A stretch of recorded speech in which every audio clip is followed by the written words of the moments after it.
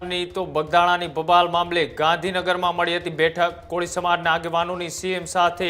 જે બેઠક મળી હતી, આ મુખ્યમંત્રી નિવાસસ્થાને સીએમ સાથે કોળી સમાજના આગેવાનોની બેઠક બાદ અનેક નેતાઓએ છે તેઓએ માંગ કરી હતી ન્યાયની, અને સાથે સાથે કુંવરજી બાવરિયા સહિત પરસોત્તમ સોલંકી આ બેઠકની અંદર હાજર રહ્યા હતા। કોળી સમાજના ધારાસભ્યો આગેવાનો બેઠકની અંદર હાજર રહ્યા હતા, અને સાથે જ વિસ્તારના ધારાસભ્ય બોટાદના ઉમેશ મકવાણા પણ આ બેઠકની અંદર ઉપસ્થિત રહ્યા હતા, અને અખિલ ભારતીય કોળી સમાજના ઉપાધ્યક્ષે પણ કરી ખાસ વાતચીત। ઉમેશ મકવાણા કે જેઓ એ વિસ્તારના કોળી સમાજના આગેવાન પણ છે, એ વિસ્તાર એટલે કે બોટાદના ધારાસભ્ય પણ છે, તેઓ પણ આ ન્યાયની લડત માટે તે ગાંધીનગર ખાતે પહોંચ્યા હતા, અને તેઓએ પણ આજે બગદાણાની જે ઘટના બની છે એ ઘટનામાં એ કોળી સમાજના યુવકને ન્યાય કઈ રીતના મળી શકે તેની રજૂઆત કરવા માટે પહોંચ્યા હતા। ત્યારે તેઓએ શું વાત કરી આખી ઘટનાને લઈ, આવો તે પણ જોઈએ।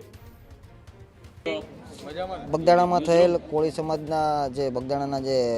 સેવક છે નવનીતભાઈ, એના ઉપર થયેલ જે હિચકારા હુમલાને લઈને સમગ્ર માહોલ હાલ ગરમાયો છે। ત્યારે વાત કરીએ તો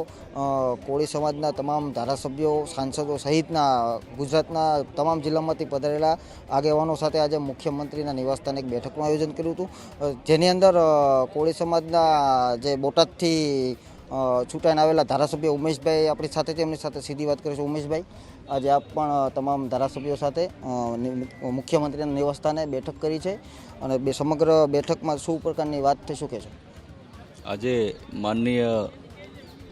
અમારા સમાજના જેના હૃદયમાં દરેકનું સ્થાન છે એવા પરસોત્તમભાઈ સોલંકીની આગેવાનીમાં સૌરાષ્ટ્રના સૌ કોળી સમાજના ધારાસભ્યશ્રીઓ, મંત્રીશ્રીઓ, સાંસદશ્રીઓ, અમારું પ્રતિનિધિ મંડળ માનનીય મુખ્યમંત્રીશ્રીના નિવાસે આજે શુભેચ્છા મુલાકાતે ગયું હતું, અને